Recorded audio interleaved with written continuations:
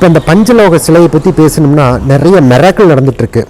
மெராக்கிள்ங்கிறது என்ன? ஒரு மனிதனுடைய அதிசயம் தான் நம்ம மெராக்கிள்னு சொல்கிறோம். எதிர்பார்க்காத நடக்கக்கூடியதான் மெராக்கிள்னு சொல்கிறோம். லாஸ்ட் 1 வீக் பேக்கில் சிசி ஃபுட்டேஜில் கவரேஜ் இருந்தால் நாங்களே பார்த்தோம். இது பெரிய ஒரு நியூஸ்ன்னு சொல்கிறத விட இது ஆசீர்வாதம் தான் நான் நினச்சிட்ருக்கேன். அந்த பஞ்சலோக சிலையில் பைரவராக வந்து அவனுடைய முழு சக்தியை நாக சர்ப்பம் படம் எடுத்து ஆடி அது காட்சிகள் கொடுத்துருக்காரு. அதையும் நீங்கள் பாருங்கள். ரொம்ப சக்தி வாய்ந்த இடமா திகழ்ந்து நடந்துக்கிட்டு இருக்கு. இந்த பைரவருடைய அருள் கிடைக்கணும். பைரவர் முழுமையாக நம்பினால் சக்தியும் செல்வங்களும் ஆரோக்கியம் அபிவிருத்தியும் ஜென்மத்தினுடைய பாவங்கள் தீருங்கிறது ஐதீகம்.